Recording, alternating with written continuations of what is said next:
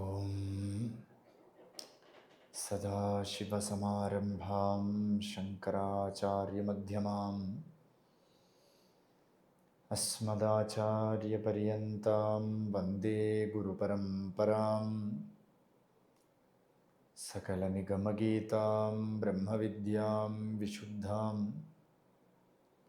നിജഗുരുരമണേഷ്ടാം ശങ്കരാചാര്യകുഷ്ഠാം ദദതി കരുണയായേ പ്രൗഢഗംഭീരവാചാം രമണചരണതീർത്ഥാൻ ദേശികാൻ താൻ നമാമഃ. ശ്രുതിസ്മൃതിപുരാണാനാമാലയം കരുണാലയം നമാമി ഭഗവത്പാദം ശങ്കരം ലോകശങ്കരം. ശങ്കരം ശങ്കരാചാര്യം കേശവം ബാദരായണം സൂത്രഭാഷ്യകൃതൗ വന്ദേ ഭഗവന്തൗ പുനഃ പുനഃ. ഹരി ഓം. ന വർണ്ണാശ്രമാചാരധർമാഃ ന മേധാരണാദ്യാനയോഗാദയോऽപി അനാത്മാശ്രയാഹം മമാദ്യാ സഹാനാത് തദേകോ വശിഷ്ഠഃ ശിവഃ കേവലോऽഹം.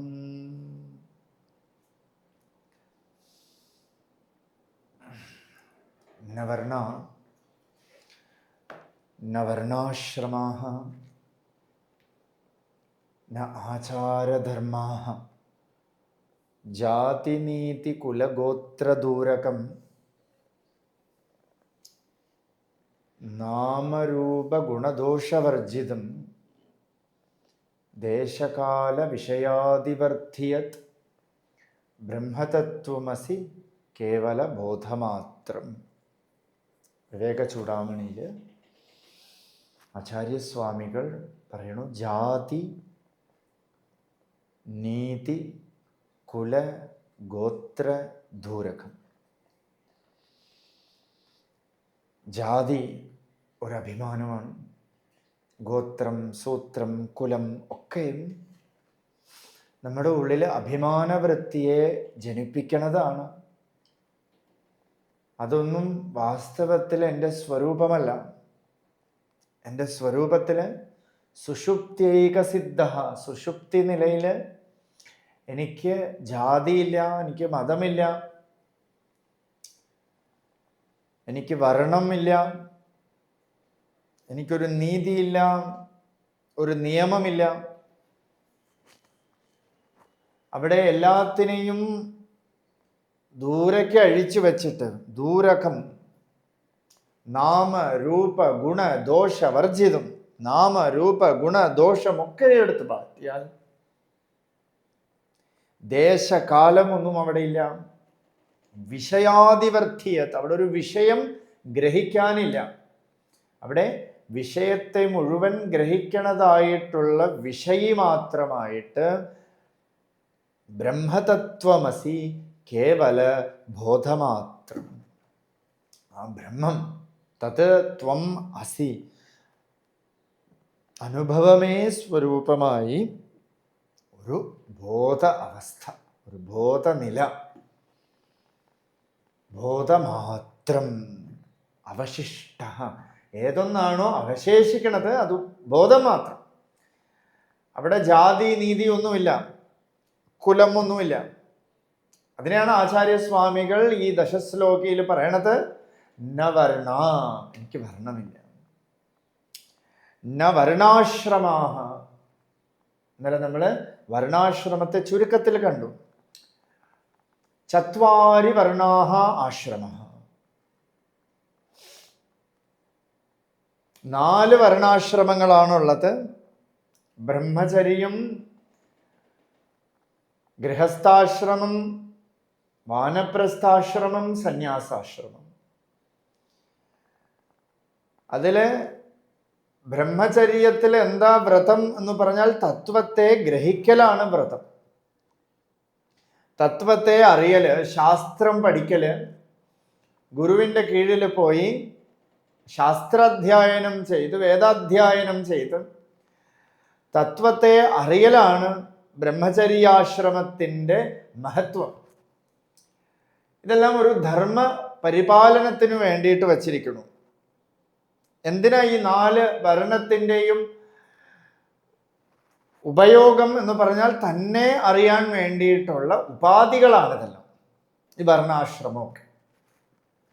അതിൽ ബ്രഹ്മചര്യത്തിൽ നമുക്ക് ഏതൊരു അവസ്ഥയിലും ആടിപ്പോകാതിരിക്കാൻ വേണ്ടിയിട്ട് ശാസ്ത്രബലം നമ്മൾ നേടണം.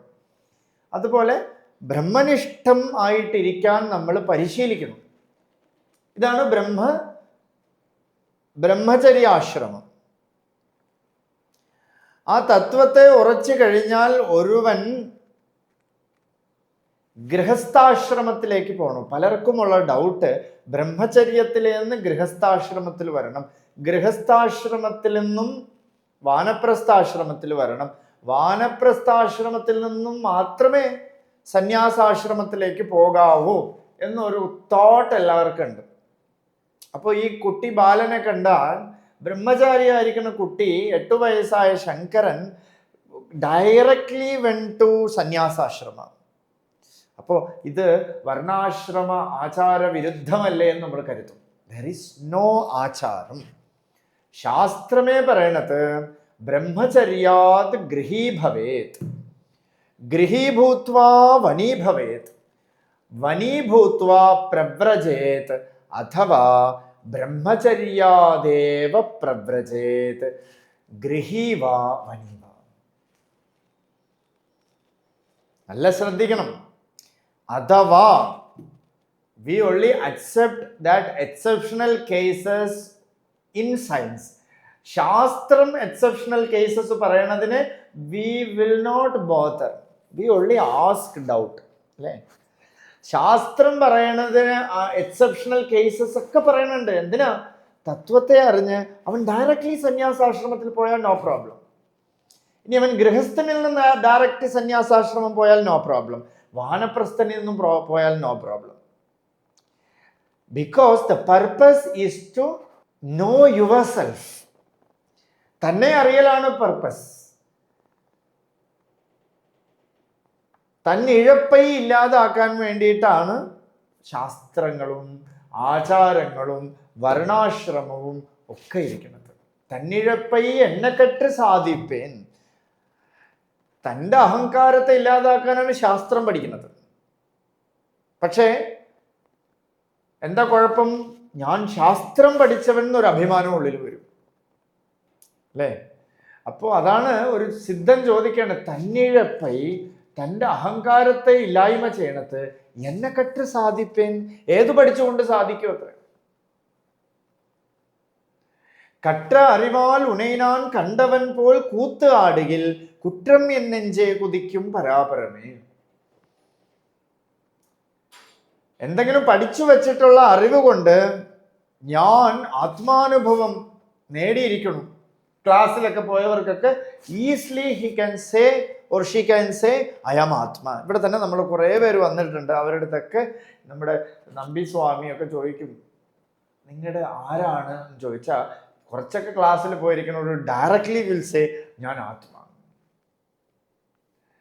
നോക്കൂ, അത് ഞാൻ ആത്മാ എന്ന് പറയണ ഒരു വേർഡ് കൂടെയും ഇറ്റ് ഈസ് വെറും വെർബൽ മീനിങ് എടുത്താൽ ആ വേർഡ് കൂടെയും അൺലിമിറ്റഡ്, വേർഡ് കൂടെയും അവിദ്യ. ഞാൻ ആത്മാ എന്നൊരു വേർഡ് കൂടെയും അത് ലിമിറ്റഡ് ആണ്. ആത്മ അനുഭവമാണ്. ആ അനുഭവത്തെ we cannot express through words. Word is limited and മൗനം ഈസ് അൺലിമിറ്റഡ്. അതുകൊണ്ടാണ് മൗനവ്യാഖ്യ പ്രകടിത പരബ്രഹ്മ തത്വം യുവാനം. ഒരു മൗനം തന്നെ ഒരുവന് സർവസംശയവും ഇല്ലാതാക്കിയിരിക്കണം. എങ്ങനെ ഇല്ലാതാക്കും? ശാന്തി ഉള്ളിൽ വരുമ്പോൾ ഇനി ഒന്നും അറിയാൻ ബാക്കിയില്ല. ഈ കാണണ അറിവൊക്കെ എന്തിനാണ്? ശാന്തിക്ക് വേണ്ടി. വേദം പഠിക്കുന്നത് എന്തിനാണ്? ശാന്തിക്ക് വേണ്ടി. പഠിച്ചു നോക്കിയാൽ ശാന്തി ഉണ്ടോ? ഇല്ല. പരിഹാര കർമ്മങ്ങളും വൈദിക കർമ്മങ്ങളും ഒക്കെ ചെയ്യണത് എന്തിനാണ്? ശാന്തിക്ക് വേണ്ടിയിട്ട്. പക്ഷെ അതിൽ നിന്നും ശാന്തി ഇല്ല എന്ന് ഒരുത്തൻ മനസ്സിലാക്കണു. അങ്ങനെ അവസാനം പരീക്ഷ ലോകാൻ കർമ്മചിതാൻ ബ്രാഹ്മണോ നിർവേദമായാത്. നാസ്തി അകൃതകൃതേന തദ് വിജ്ഞാനാർത്ഥം സ ഗുരുമേവാഭിഗച്ഛേത് ശ്രോത്രിയം ബ്രഹ്മനിഷ്ഠം. അങ്ങനെ ഒരുവൻ തൻ്റെ ഗുരുവിൻ്റെ അടുത്തേക്ക് പോകണം. കാരണം ഇനി ചെയ്യാനൊന്നും ബാക്കിയില്ല.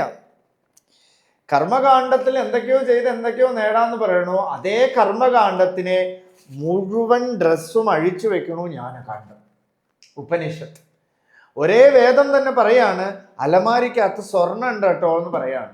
നമ്മൾ പോയി തത്രപ്പാട് പിടിച്ച് സ്വർണം തുറക്കാൻ പോണു. തുറന്നു കഴിഞ്ഞപ്പോൾ അതേ വേദം തന്നെ പറയാണ് അവിടെ സ്വർണവും ഇല്ല അലമാരയില്ല എന്ന് പറയാണ്. What we will accept? ഒരേ ആള് പറയാണ് നീ നല്ലവനാണ്, ഒരേ ആള് പറയാണ് നീ ചീത്തയാണ് എന്ന് പറഞ്ഞാൽ നമ്മൾ ഏതാ എടുക്കണത്? ഇൻഫാക്ട് നമ്മൾ ചീത്തയാണെന്നുള്ളതല്ലേ എടുക്കുള്ളൂ അല്ലേ? എല്ലാവരും അങ്ങനെയാണ്.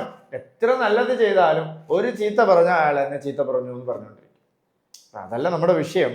അതുകൊണ്ട് വേദം തന്നെ മാതാ പിതാ ഗുരു ദൈവം എന്നൊക്കെ പറഞ്ഞു തരണം. അതേ വേദം തന്നെ പറയണോ മാതാ അമാതാ ഭവതി, പുത്ര അപുത്ര ഭവതി, സ്തേന അസ്തേന ഭവതി, പിതാ അപിതാ ഭവതി. അല്ലേ? അപ്പോ ഇത് വായിച്ച് ഇത് പഠിച്ച് ഇതിനെ അനുഭവിച്ച കുട്ടിക്ക് എല്ലാം അടുത്തുപോയി. അപ്പോ ബ്രഹ്മചര്യാദേവ പ്രവ്രജേത്, ബ്രഹ്മചര്യത്തിൽ നിന്നും ഡയറക്ട്ലി അവൻ അവൻ പരിവ്രാജകനായി മാറിയിരിക്കണു. അതുകൊണ്ട് ആ നിയമങ്ങളൊക്കെ വച്ചിട്ട് നമ്മളൊന്നും പറഞ്ഞിട്ട് കാര്യമില്ല അല്ലേ? ഒരു മാങ്ങ പഴുത്തു പോയാൽ പിന്നെ ആരെടുത്ത് ചോദിക്കും? He will fall down without ഉർവാരുകമിവ ബന്ധനാത് മൃത്യോർ മുക്ഷീയ മാമൃതാത്. അമൃതത്വത്തിലേക്ക് പോകാൻ വേണ്ടിയിട്ട് നമ്മൾ tata bye bye see you ഒന്നും പറയില്ല. അൾട്ടിമേറ്റ് ഫലം അങ്ങോട്ട് വീണ് കഴിഞ്ഞാൽ അത് തറയിൽ കിടന്ന് വീണ്ടും ഒരു വൃക്ഷമായിട്ട് പൊടിക്കും. ആ സീഡുണ്ടല്ലോ, ആ ഫ്രൂട്ടിലെ സീഡ് ഉണ്ടല്ലോ, സാക്ഷി മാത്രമായിട്ടിരിക്കണം, വീണ്ടും ഒരു ഫ്രൂട്ട് ആവണം. ഇതാണ് ഗുരു ശിഷ്യ പരമ്പര. ഗുരു ശിഷ്യ പരമ്പര എന്ന് പറഞ്ഞാൽ ഇതാണ്. അപ്പോ നവർണാശ്രമാചാരധർമ്മ, ആചാരധർമ്മങ്ങള് പലതരത്തിലുള്ള ആചാരമായിട്ട് ജീവിക്കണവിടെ. ഒരു കുട്ടി ജനിച്ചത് തൊട്ട് നാമകരണം തൊട്ട് ചൗളം തൊട്ട് അന്നപ്രാശം ഒരുപാട് ആചാരങ്ങൾ വച്ചിരിക്കുന്നു. What is the purpose of that? Is to make him divine. ഉപനയനം വച്ചിരിക്കുന്നു, ഗായത്രി ജപം വച്ചിരിക്കുന്നു. ഒരു ഗായത്രി ജപം ഒരു 7 വയസ്സായ കുട്ടിക്ക് ഉപനയനം ചെയ്ത് അത് ഗർഭത്തിൽ നിന്നും 8 വയസ്സ് എന്നാണ് കണക്ക്. ഗർഭത്തിൽ കിടക്കുന്നത് തൊട്ട് 8 വർഷം കഴിഞ്ഞു കഴിഞ്ഞാൽ, അതായത് 7 വയസ്സാവുമ്പോൾ ഒരു കുട്ടിക്ക് ഉപനയന സംസ്കാരം എന്ന് വെച്ചാൽ 7 വയസ്സ് കഴിഞ്ഞാൽ, ഇന്നിപ്പോൾ 7 വയസ്സൊന്നും ആവണ്ട കേട്ടോ. ചെറിയ കുട്ടികൾ ഇപ്പോൾ സീരിയലും വാർത്തയും ഒക്കെ കണ്ട് മനസ്സ് ചലിച്ചു തുടങ്ങി, കാർട്ടൂണൊക്കെ കണ്ട്. മുമ്പ് 7 വയസ്സെന്നൊരു സംസ്കാരം വച്ചിരിക്കുന്നത് എന്താന്ന് വെച്ചാൽ മനസ്സ് കുറച്ചായിട്ട് വേൾഡ്ലി ലൈഫിൽ പോയി പതിക്കണ ടൈമില് ഗായത്രി മന്ത്രത്തിനെ ഒരു അവലംബനമായിട്ട്, ഒരു ആലംബമായിട്ട് കൊടുക്കും. ഏതത് ആലംബനം ജ്ഞാത്വാ ഏതദാലംബനം പരം ഏതദാലംബനം ബ്രഹ്മ. ബ്രഹ്മനിഷ്ഠമായിട്ട് അവന് ഇരിക്കാൻ, പിടിക്കാൻ ഒരു പിടിവള്ളിയായിട്ട് ഗായത്രി കൊടുക്കും. എന്തിനാ ഇത്? ഈ ശരീരത്തെ എങ്ങനെ വെക്കണം അല്ലേ? ആചാരം ഒക്കെ ആയിട്ട് ഒരു ചൗള സംസ്കാരത്തിൽ എപ്പോഴും നോക്കിയാലും കണ്ണാടിയിൽ പോയിട്ട് ഇങ്ങനെ മുടി ജീവിക്കൊണ്ടിരിക്കാതെ ഒരു സംസ്കാരം നമുക്ക് തന്നിട്ടുണ്ട്. ഇങ്ങനെ ഇരുന്നോളൂ, നീ വെറുതെ ടൈം ഈശ്വര ആചാരത്തിൽ നിന്നും ടൈം നീ വെറുതെ വേസ്റ്റ് ആക്കണ്ട. തലകൂട്ടി തല നേരെ വെച്ചിട്ട് ഒന്നും ടൈം കളയണ്ട. ഇങ്ങനെ ഒരു ധർമ്മം ഇങ്ങനെ ഇരിക്കണം, ഒരു ശരീരത്തിൽ ഇങ്ങനെ വെച്ചിരിക്കണം, ശൗചമായിട്ടിരിക്കണം എന്നൊക്കെ ആചാരം പറയണത് എന്തിനാന്ന് വെച്ചാൽ നമ്മളെ പതുക്കെ പതുക്കെ പതുക്കെ പതുക്കെ ക്ലീൻസ് ചെയ്തെടുക്കാൻ വേണ്ടിയിട്ട് നമ്മളെ ഒന്ന് പരിശുദ്ധമാക്കി എടുക്കാൻ വേണ്ടിയിട്ടാണ് ഈ സംസ്കാരം ഒക്കെയും പറയണത്. എന്ന് വെച്ചാൽ ഒരു ട്രാക്കാണ്. നമുക്ക് ഈസിലി ലക്ഷ്യപ്രാപ്തിക്ക് എത്താൻ വേണ്ടിയിട്ട് ഒരു ട്രാക്കാണ്. വേൾഡ്ലി ലൈഫ് എന്നൊരു ട്രാക്കിലൂടെ പോയാൽ അവിടെ പലതും കാണാം, പല വിഷയങ്ങൾ കാണാം, പല തരത്തിൽ പോയി നമ്മൾ വീഴും. ഇത് ഒരു റെയിൽവേ ട്രാക്ക് എന്ന് പറഞ്ഞാൽ നോക്കി നോക്കുള്ളൂ. അതിലൂടെ പോയവർക്കൊക്കെ അറിയാം, ട്രെയിനിലൂടെ പോയവർക്കൊക്കെ അറിയാവുന്നതാണ്. പുൽപ്പാടങ്ങൾ മാത്രമേ കാണാൻ പറ്റൂ. അതേ ടൈമിൽ റോഡിലൂടെ സിറ്റിയിലൂടെ ഒക്കെ പോണവർക്ക് പല പല കാഴ്ചകൾ കാണാം. കാരണം അവർ വേൾഡ്ലി ലൈഫിൽ പോയി പെട്ടുപോകും.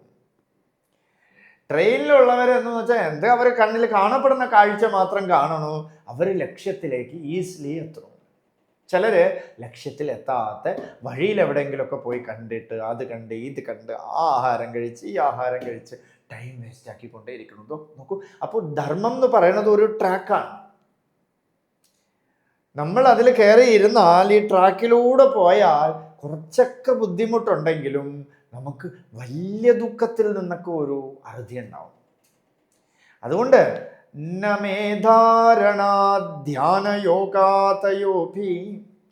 അതുകൊണ്ട് ഈ ധർമ്മം എന്നൊക്കെ പറയണത് എന്തിനാന്ന് വച്ചാൽ നമ്മളെ അറിയാൻ വേണ്ടിയിട്ടുള്ള ഈസിയസ്റ്റ് വേ ക്രിയേറ്റ് ചെയ്യാൻ.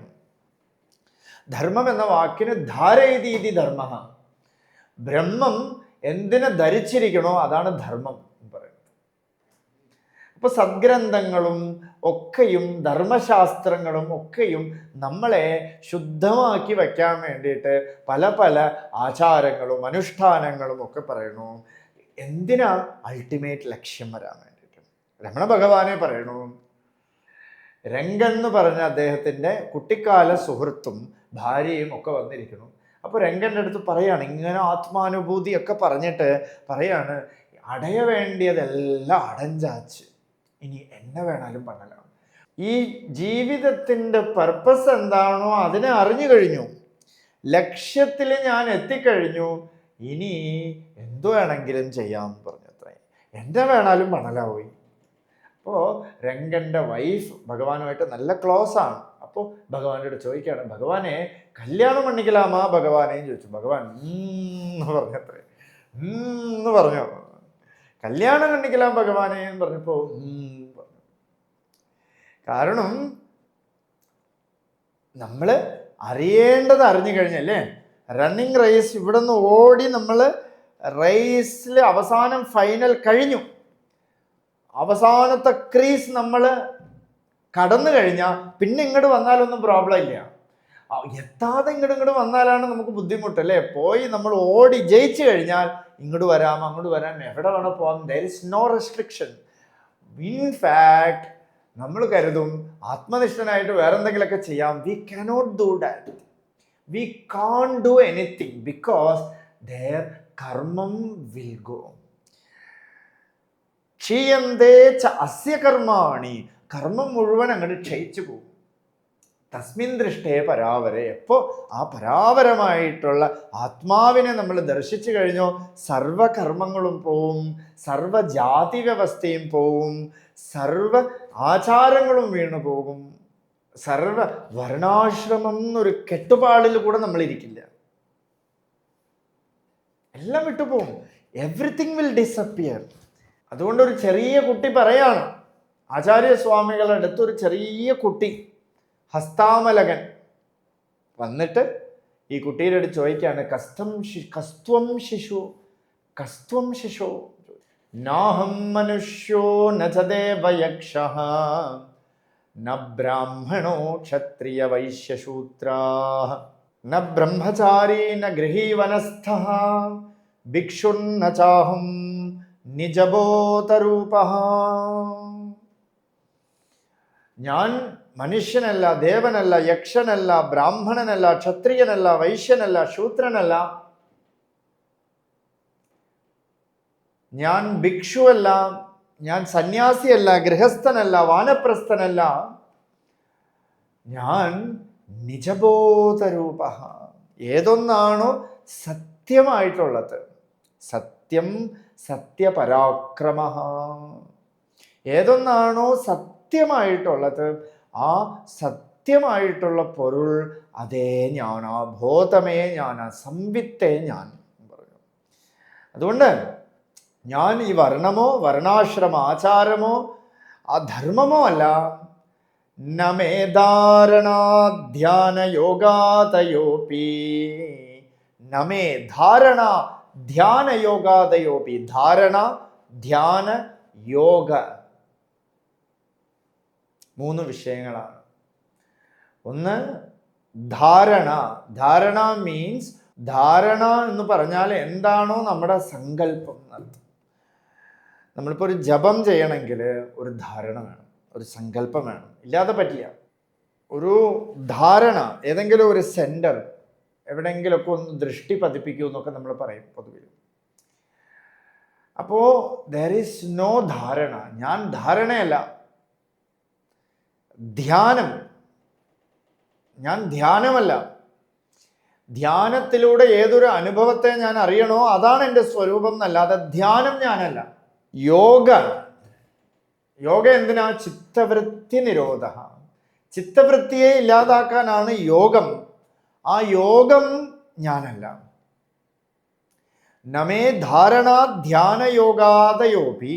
ഒരു വൈദിക കർമ്മത്തിലൊക്കെ നമുക്ക് ധാരണ വേണം. ധാരണം എന്ന് പറഞ്ഞാൽ ഒരു രൂപം നമ്മുടെ ഉള്ളിൽ.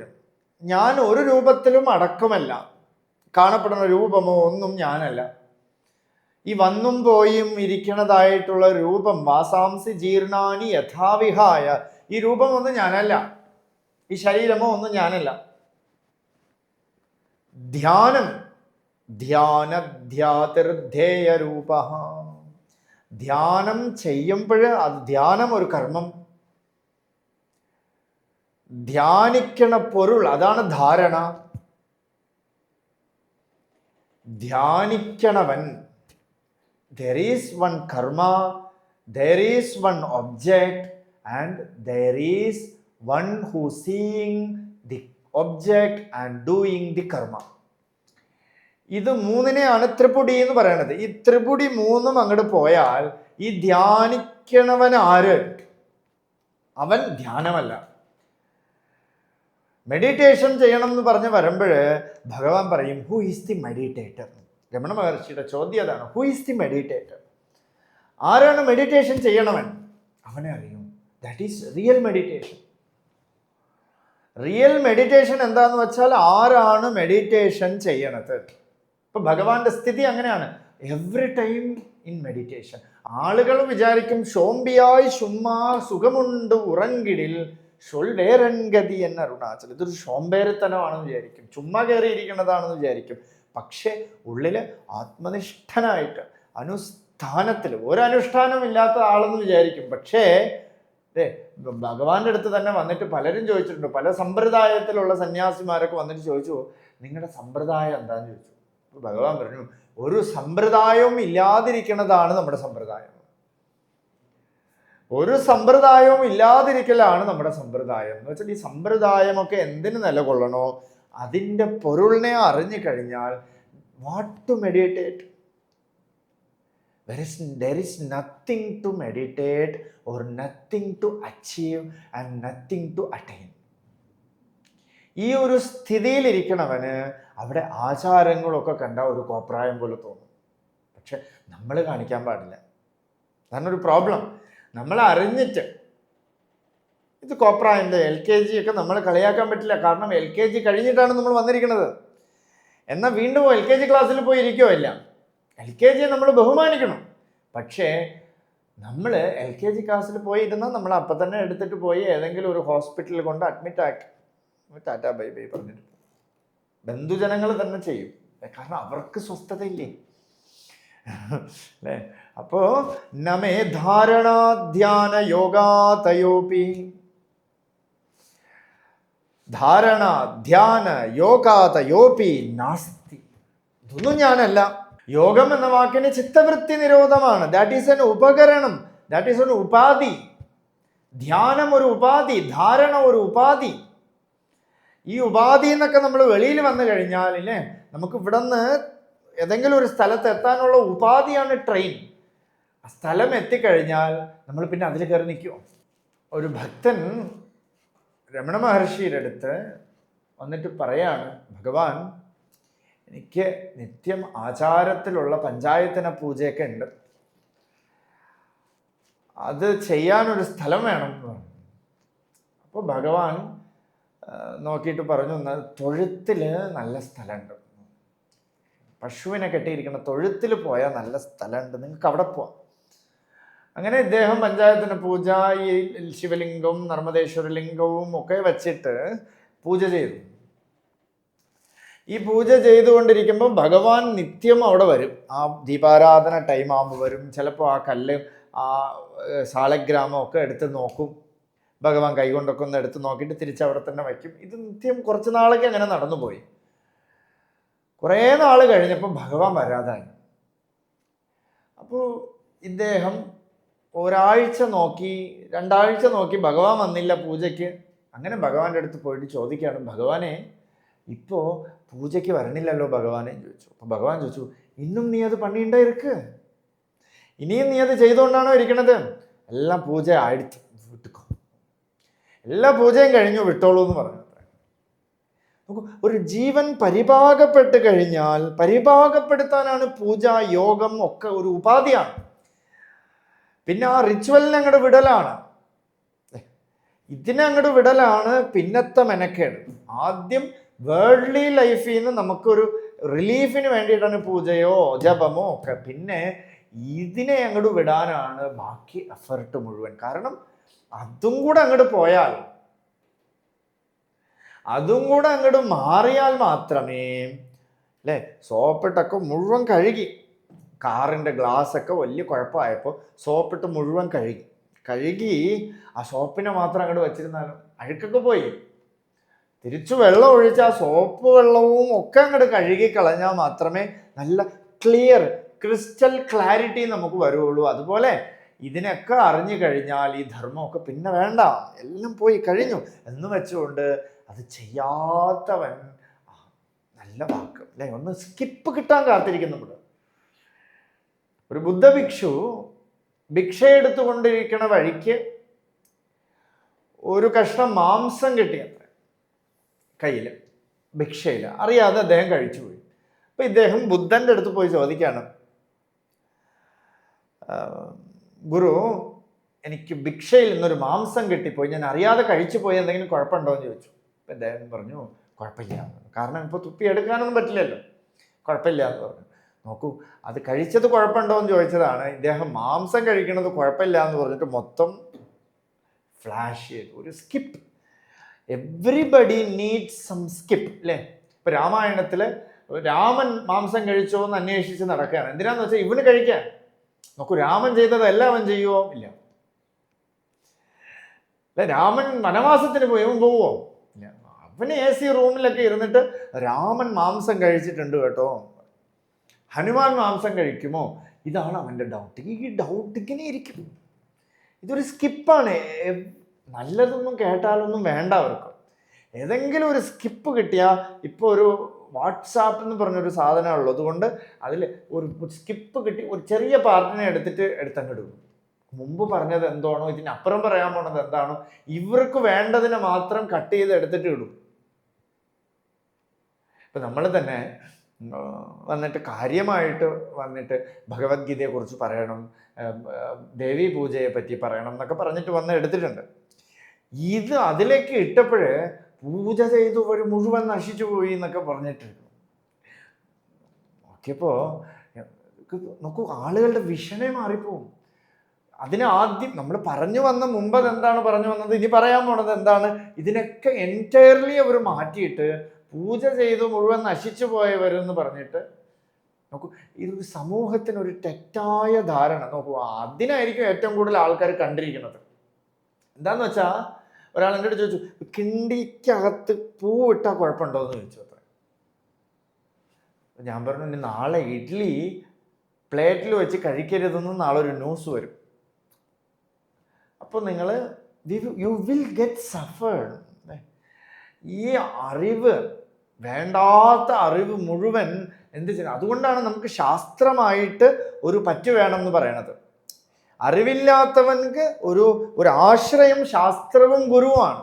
അല്ലാതെ വാട്സാപ്പാണ് നമ്മുടെ ഗുരു എങ്കിൽ ജീവിതം കുറഞ്ഞാട്ടേ ആയിപ്പോയി. ചെറിയൊരു വയറുവേദന വന്നാൽ ഗൂഗിളിൻ്റെ അടുത്ത് പോയി നോക്കും.